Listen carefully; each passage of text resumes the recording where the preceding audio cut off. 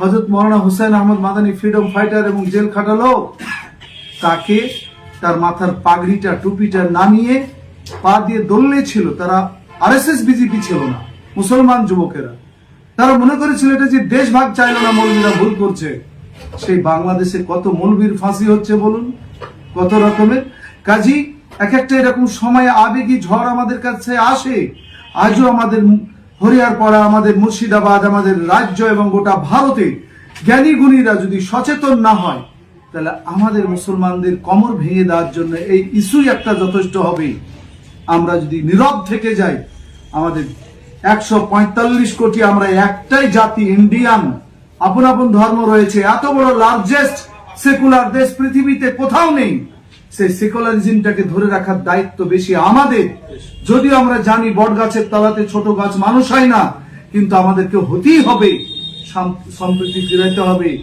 আমাদের ভাবতে হবে এটাও যে মাননীয় বিধায়ক এমএলএ সাহেবের সঙ্গে আমাদের ব্যক্তিগত সম্পর্ক আছে, আমরা বুঝাবার চেষ্টাও করছি, এখনো করে যাচ্ছে, হাল ছাড়বো না। কিন্তু এটা তো সঠিক কথা, আপনারা মানবেন যে বাবরি মসজিদ ভেঙেছে কারা? আদওয়ানিজির নেতৃত্বে তার রথ চলেছিল, রথের তলায় লাখো লাখো মুসলমানদের প্রাণ গেছে। কোথায় ছিলেন তখন হুমায়ুন কবির সাহেব? কংগ্রেসে ছিলেন, প্রতিবাদ করেছিলেন। যারা বাবরি মসজিদ ভেঙে দিল, তাদেরই দলে, তাদেরই ছত্রছায়ায় এসে তিনি 2019 সালে লোকসভা ভোটে দাঁড়ালেন।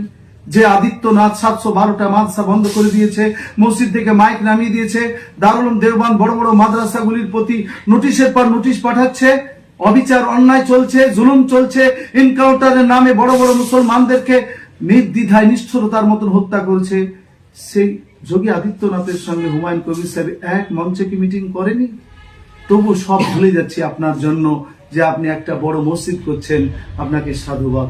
কিন্তু বাবরি থেকে ফিরে আসুন, না হলে একটা সাধারণ মানুষের, আমি জনগণ আমাদেরকে প্রশ্ন করছে, মৌলভী সাহেব আপনার প্রিয় লোক কারি রিয়াজতুল্লাহ সাহেব সেখানে উপস্থিত। কারি রিয়াজতুল্লাহ সাহেব আমাদের সাংগঠনিক কোনো লোক হিসাবে যাননি, তার যাওয়াটা ব্যতিক্রমী এবং তার ব্যক্তিগত ব্যাপার। জমিয়ত তো জোর করে কারো গলা টিপে ধরতে পারে না, কিন্তু জমিয়তের ইডিওলজি হচ্ছে আমরা যেন মসজিদের পাশে থাকি, বাবরির পাশে নাই। বাবরি করবো তো ইনশাআল্লাহ, আল্লাহ চাইলে, আল্লাহ তৌফিক দিলে, সুপ্রিম কোর্টের রায়ে আবার নদী এপার ভাঙে ওপার গড়ে, একদিন সুপ্রিম কোর্ট হয়তো রায় দিবে, তারই আশায় রয়েছি। বাবরি হবে তো ইনশাআল্লাহ অযোধ্যাতেই হবে, তার জন্য আমরা কাঁদবো। নকল বাবরি করে আমাদের ওই স্বাদ মিটিয়ে নিতে চাই না, আমাদের ফকা সটাতে চাই না। বিজেপি চেয়েছে চিরতরের মতন মুসলমানরা যেন বাবরি থেকে সরে যায়, নকল বাবরি করেও যেন এরা ঝামেলায় পড়ে যায়। কিছু একটা চলছে।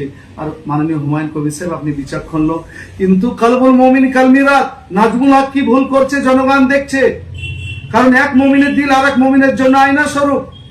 আপনি ট্রাস্ট করতে পারলেন, ট্রাস্টে 9 জন সদস্য করতে পারলেন, একজন হিন্দু ভাইকেও নিতে পারলেন, আপনার ট্রাস্টের নামকরণ করতে পারলেন, অ্যাকাউন্ট খোলার সময় পেলেন, এফসিআর করতে পারলেন, সবই সময় হলো। আর দুর্ভাগ্য যে মসজিদটা করবেন তার জন্য জায়গা আগে তৈরি করতে পারলেন না। জনগণ আমরা এতই বোকা হয়ে গেলাম, উন্মাদনা কিছুদিনের মধ্যে কাটবে। কাজী আসল মসজিদ আমরা সবাই করব। শ্রেষ্ঠ রসুল মানে আদর্শের কান্ডারি মোহাম্মদ রাসূলুল্লাহ সাল্লাল্লাহু আলাইহি সাল্লামের নামে করব। এই মর্মে যদি জমিয়ত কারি শামসুদ্দিন সাহেব, মাওলানা আরশাদ মাদানী সাহেবের নেতৃত্বে আমরা জমিয়ত করি, আমরা যদি একাই হয়ে যাই, আমরা যদি মাইনর হয়ে যাই, আমরা সংখ্যা লঘু যদিও হয়ে যাই, ওলামারাও কতগুলি আছে যে আগে পিছিয়ে খেয়াল না করে ভাবছে লড়কে লেঙ্গে। কথা বলা খুব সহজ, প্রকৃতভাবে ময়দানে টিকে থাকাটা কঠিন। কত আমাদের জন্য কেউ বলবেন সরকারের দালালি করছে, আমরা এই মমতা ব্যানার্জির বিরুদ্ধে বলবো। যারা যখন যেভাবে আমাদের ক্ষতি করতে চাইবে, ইমান চুরি করতে চাইবে, আমরা এই জমিয়তের নেতৃত্বে আমি নাজমুল হক, আমরা এই ওয়াকফের লড়াই লড়বো, আমরা লড়েও যাব। আমার জাতিকে ছলনা করে যদি কেউ জেলে পুড়তে চায়, ওই ছলনার আগে আমরা শিকার হয়ে আমরা ওলামায়ে কেরামে জেলে যাব। কিন্তু আমার আবেগী মুসলমানদের কাছে বিনীত নিবেদন, 1000 বার ভাববেন। আল্লাহ নবী সাল্লাল্লাহু আলাইহি ওয়াসাল্লামের নাম লেখা হয়েছিল হুদায়বিয়ার সন্ধিতে মুহাম্মাদুর রাসূলুল্লাহ। মক্কার মুশরিকেরা বলেছিল রাসূলুল্লাহ মানতে চাই না। হযরত রাসূল সাল্লাল্লাহু আলাইহি ওয়াসাল্লাম দেখলেন সন্ধি মানে শান্তি, রাসূলুল্লাহ না কাটলে শান্তি হবে না, নিজের কলমে রাসূলুল্লাহ কেটে দিয়েছেন।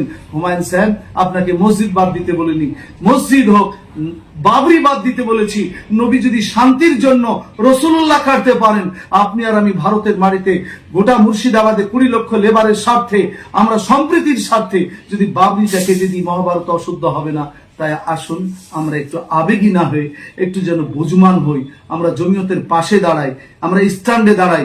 আজও আমাদের লালবাগের মসজিদগুলি কাঁদছে, ইমামের বেতন দিতে পারলেই মসজিদগুলি আবাদ হবে। আসুন মুসলমান সেখানে একটু আগাই। আল্লাহ আপনাদেরকে শুভবুদ্ধি দান করুন। আল্লাহুম্মা আমিন।